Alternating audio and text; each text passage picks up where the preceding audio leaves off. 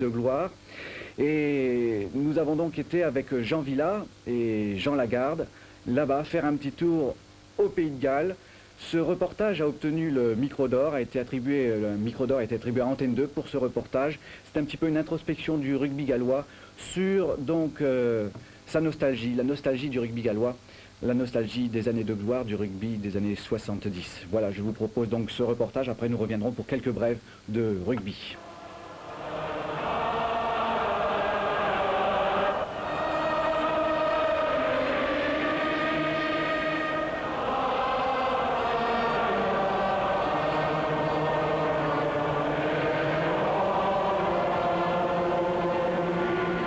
La première image du rugby gallois, c'est toujours et encore le Land of My Father, l'hymne national gallois chanté religieusement par les 15 joueurs de l'équipe nationale et repris par plus de 70 000 spectateurs à chaque rencontre du tournoi se disputant à l'Arms Park de Cardiff.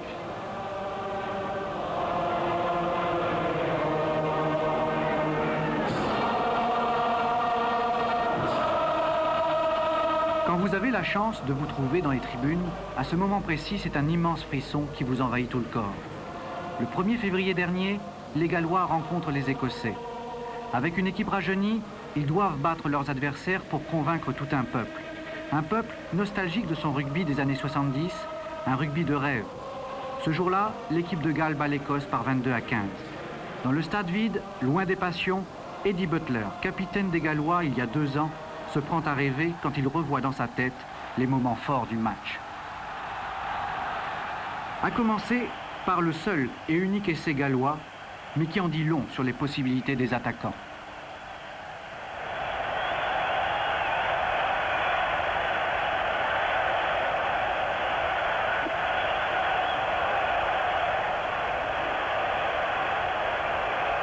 À cela, il faut ajouter le fabuleux coup de pied de leur arrière Paul Thornburn. 11 points par match en moyenne. Et le 1er février dernier, un exploit. Une pénalité réussie de plus de 60 mètres, légèrement en coin.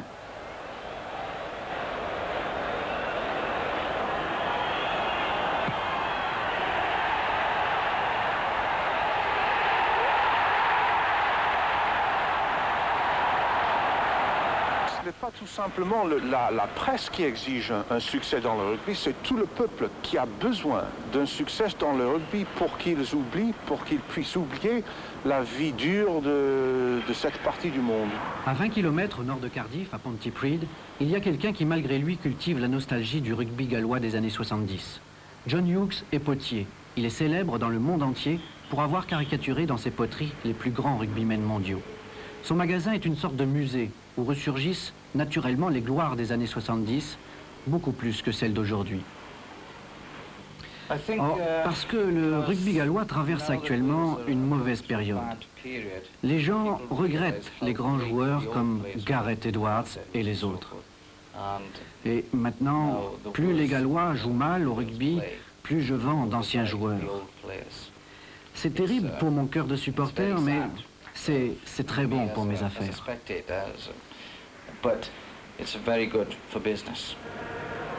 Autre phénomène significatif de la nostalgie du rugby des années 70, une cassette vidéo intitulée The Crowning Years.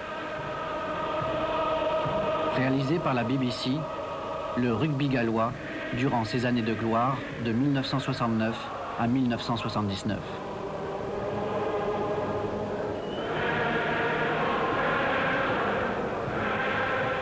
Plus de 10 000 cassettes ont été vendues.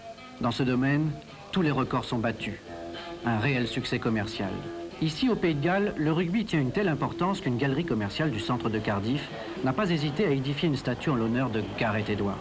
C'est la première fois qu'un joueur de rugby est immortalisé ainsi de son vivant. Là encore, le symbole de la nostalgie du rugby d'il y a 10 ans. Dans cette école gaélique des environs de Merthyr, où l'on ne parle que le gallois, on cultive encore l'amour du rugby.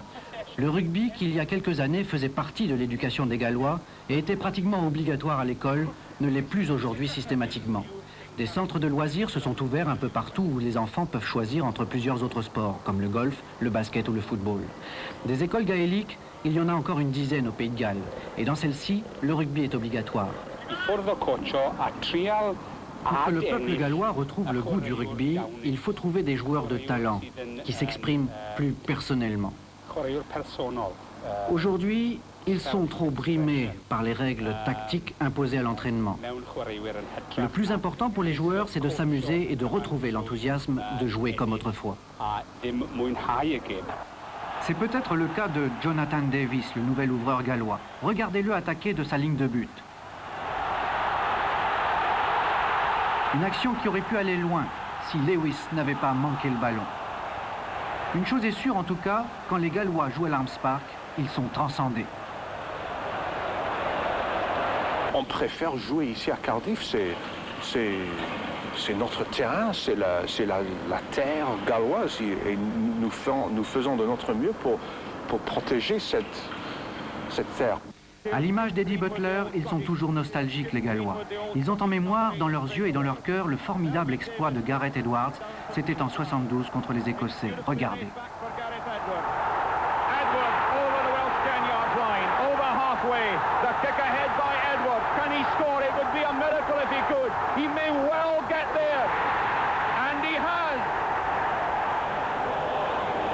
Une victoire à l'Arms Park requinquerait tout un peuple à la recherche de ces héros perdus, comme Gareth Edwards.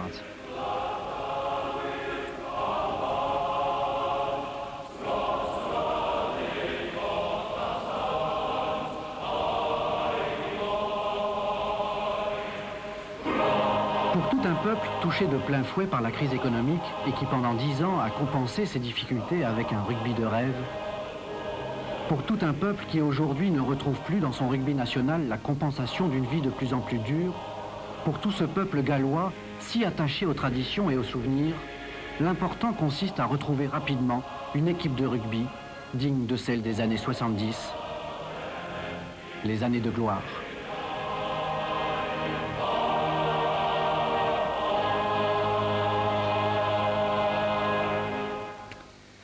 Eh oui.